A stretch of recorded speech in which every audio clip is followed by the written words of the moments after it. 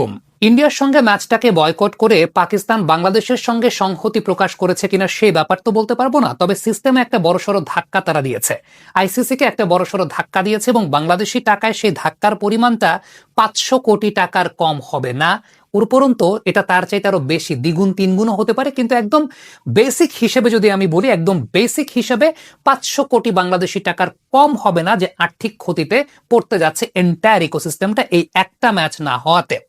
এই বিষয়টা বুঝতে চাইলে আপনি পুরো ব্রেকডাউনটা যদি আমরা একটু করি, তাহলে গত চ্যাম্পিয়ন্স ট্রফির ইন্ডিয়া পাকিস্তান ম্যাচের টেলিভিশন ব্রডকাস্টিং যে অ্যাডের রেটটা ছিল সেটা যদি একটু লক্ষ্য করে দেখি, প্রতি 10 সেকেন্ডে ইন্ডিয়া পাকিস্তান ম্যাচের টেলিভিশন ব্রডকাস্টিং অ্যাডের রেট ছিল 50 লক্ষ ভারতীয় রুপি। ইন্ডিয়া টাইমস থেকে শুরু করে প্রত্যেকটা সোর্স, ফিনান্সিয়াল এক্সপ্রেস, তারা তাই বলছে 50 লক্ষ ভারতীয় রুপি ছিল প্রতি 10 সেকেন্ডের কমার্শিয়াল রেট, যেটা ইন্ডিয়ার অন্যান্য ম্যাচে ছিল 18 লক্ষ ভারতীয় রুপি প্রতি 10 সেকেন্ডে। অন্যান্য টিমের ম্যাচগুলোতে ছিল 8 থেকে 12 লক্ষ ভারতীয় রুপি প্রতি 10 সেকেন্ডে। তার মানে আপনি বুঝেই যাচ্ছেন যে ইন্ডিয়া পাকিস্তান ম্যাচের অ্যাডের রেট প্রতি 10 সেকেন্ডে 40 থেকে 50 লক্ষ, একদম 50 লক্ষ ধরে নেন আপনি, 50 লক্ষ ভারতীয় রুপি ছিল সেটা গত চ্যাম্পিয়ন্স ট্রফির সময়। ইভেন আমি যদি এই জায়গাটা আপনাকে বলি যে 2015 সালের যে ইন্ডিয়া পাকিস্তান ম্যাচ ছিল ওয়ার্ল্ড কাপে, সেই ম্যাচেরই অ্যাডের রেট ছিল 25 লক্ষ ভারতীয় রুপি প্রতি 10 সেকেন্ডের এবং 70টার মতো ব্র্যান্ড সেই জায়গাটা এসেছিল। মানে 15 সালে সেটা ছিল 25 লক্ষ ভারতীয় রুপি, যেটা একটা 50 ওভার্স গেম। টি20 ম্যাচের অ্যাডের রেট আরো বেশি থাকে। আর তার মধ্যে এখন আপনি যখন দেখছেন যে 2026 সালে এই রেটটা, তো আমি তো মানে 50 লক্ষ প্রতি 10 সেকেন্ডে এটা ধরেছি জাস্ট গত বছরের হিসেবে, তবে এই অঙ্কটা আরো বেশি হতো। যাই হোক, আমরা সেটা 50 লক্ষই ধরে নিই। এবারে যদি এই একটা ম্যাচের টেলিভিশন কমার্শিয়াল রেট চিন্তা করি, আমরা একটা 20 ওভারের ম্যাচে 180 মিনিট টোটাল এয়ার টাইম পাওয়া যায়। এটা শুধু ম্যাচ এয়ার টাইমের কথা বলছি। 180 মিনিট ম্যাচ এয়ার টাইম পাওয়া যায়, যার মধ্যে কমার্শিয়াল পাওয়া যায় 45 মিনিটের, একদম 10 সেকেন্ডের স্লট ধরে ধরে কমার্শিয়াল পাওয়া যায় 45 মিনিটের, যেখানে আপনি 15 মিনিটের 2 ইনিংসের মাঝখানে বিরতিও ধরে নেবেন। টোটাল স্লট পাওয়া যায় 270টা। এই 270 দিয়ে যদি আপনি 50 লক্ষ প্রতি 10 সেকেন্ডে গুণ করেন, মানে প্রতি স্লটের দাম হচ্ছে 50 লক্ষ ভারতীয় রুপি, 270টা স্লট, 135 কোটি রুপি শুধুমাত্র টেলিভিশন ব্রডকাস্টিং অ্যাডে ক্ষতি, মানে একদম লস, আর কোনো কিছু নাই এই জায়গাটাতে। তার মধ্যে আপনি চিন্তা করেন যে টেলিভিশনে কিন্তু সকাল থেকেই বিভিন্ন কন্টেন্ট যাবে। টেলিভিশনে সকাল থেকে, একদম সকাল 8টা থেকেই বিভিন্ন অনুষ্ঠান, প্রি ম্যাচ অ্যানালাইসিসের অনুষ্ঠান শুরু হয়ে যাবে। সেগুলোর হিসাব আমি এখানে আনছি না। এবারে ডিজিটাল অ্যাডভার্টাইজিং এর ক্ষেত্রে আমরা যদি গত চ্যাম্পিয়ন্স ট্রফিটা লক্ষ্য করি, তাহলে ইন্ডিয়া পাকিস্তান ম্যাচের ভিউয়ারশিপ ছিল 20.6 কোটি। 20.6 কোটি মানুষ ইন্ডিয়া পাকিস্তান ম্যাচ দেখেছেন। এবং ডিজিটাল রেভিনিউ এর ক্ষেত্রে যে টার্মটা আমরা ব্যবহার করি সেটা হচ্ছে সিপিএম। সিপিএম, এখন এই সিপিএম এর হিসেব করলে কস্ট পার থাউজেন্ড গত চ্যাম্পিয়ন্স ট্রফিতে ছিল প্রায় 700 রুপি করে।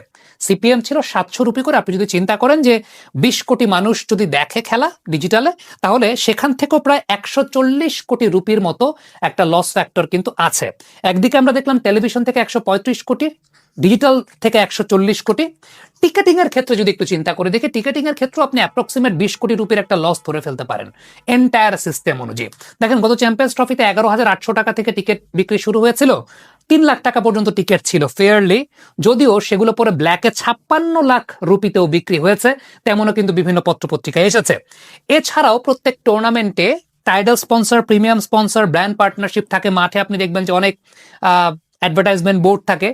এদের ভিজিবিলিটির ক্ষেত্রে ইন্ডিয়া পাকিস্তান ম্যাচের প্রেফারেন্স আবার অনেকের থাকে। এক্সট্রা পে তারা করে যে ইন্ডিয়া পাকিস্তান ম্যাচে টেলিভিশন ব্রডকাস্টাররা কিংবা ডিজিটাল ব্রডকাস্টাররা আমাদেরকে একটু, আমাদের ব্র্যান্ডগুলোকে একটু বেশি বেশি দেখাবে, আমাদের যে বিলবোর্ডগুলো আছে সেগুলোকে একটু বেশি বেশি দেখাবে। এই প্রিমিয়াম স্পন্সরশিপগুলোরও কিন্তু আরো বেশ কিছু অঙ্কের জায়গাটা আছে। সবকিছু মিলিয়ে আপনি যদি চিন্তা করেন যে একদম বেসিক হিসেবে ইন্ডিয়ান রুপিতে 350 কোটি থেকে 400 কোটি রুপির মতো একটা লস, বাংলাদেশি টাকায় আপনি 500-550 কোটি টাকার মতো একটা লস ধরে নিতে পারেন, যে একটা ম্যাচের জন্য একদম বেসিক হিসেবে, একেবারে বেসিক হিসেবে। এটা ছাড়াও এন্টায়ার ইকোসিস্টেমে অনেক কিছু জড়িত আছে, অনেক কিছু বিষয়বস্তু আছে। সে সমস্ত বিষয়বস্তু আসলে ডিপে অ্যানালাইসিস করতে গেলে আরো অনেক ডিপে যেতে হবে। বাট আপনি হয়তোবা একদম এন্টায়ার জিনিসটা বুঝে গেলেন যে কিভাবে এই হিসেবগুলো করা হয় এবং আসলে কি পরিমাণ লস হতে পারে এন্টায়ার টুর্নামেন্টে। এখন একটা বিষয় দেখার, সেটা হচ্ছে আইসিসি কিভাবে রেসপন্স করে।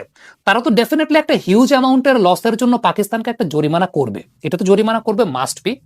কিন্তু আইসিসি কিভাবে রিয়্যাক্ট করে এই জায়গাটাতে, কারণ পুরো টুর্নামেন্টের হিসেবে যদি আমরা চিন্তা করি তাহলে 36% রেভিনিউ জেনারেট হয় শুধুমাত্র ইন্ডিয়া পাকিস্তান ম্যাচ থেকে। আপনি যদি বিগত 20 বছরের আইসিসি ইভেন্টগুলো চিন্তা করেন, শুধুমাত্র 36% অফ দ্য এন্টায়ার টুর্নামেন্ট রেভিনিউটা হয় ইন্ডিয়া পাকিস্তান ম্যাচ দিয়ে। সো এই ম্যাচটা আইসিসির কাছে অনেক বেশি মাত্রায় গুরুত্বপূর্ণ। পাকিস্তান ঠিক এই জায়গাটায় ধাক্কাটা দিয়েছে। এখন ধাক্কাটা তারা কেন দিয়েছে? এটা কি বাংলাদেশের সঙ্গে সংহতি প্রকাশ করতে, নাকি এন্টায়ার সিস্টেমটাকে চ্যালেঞ্জ করতে এই ধাক্কাটা দিয়েছে? সেটা অবশ্যই পাকিস্তানের কাছ থেকে একটা ফর্মাল স্টেটমেন্টের অপেক্ষা তো আমরা সবাই করছি। বিভিন্ন সোর্সে যে বিষয়টা জানা যাচ্ছে যে আইসিসির এক ধরনের দ্বিচারিতা রয়েছে, যেখানে আইসিসি আসলে ইন্ডিয়ান ক্রিকেট কাউন্সিল হয়ে যাচ্ছে। এরকম কারণেই কিনা পাকিস্তান ক্রিকেট বোর্ড বা পাকিস্তান গভর্নমেন্ট এরকম একটা চিন্তা ভাবনা করেছে বা এরকম একটা ডিসিশন তারা নিয়েছে। হোয়াট এভার ইট ইজ, যেটাই হোক না কেন, কারণ একটা বড়সড় ধাক্কা পাকিস্তান দিয়েছে।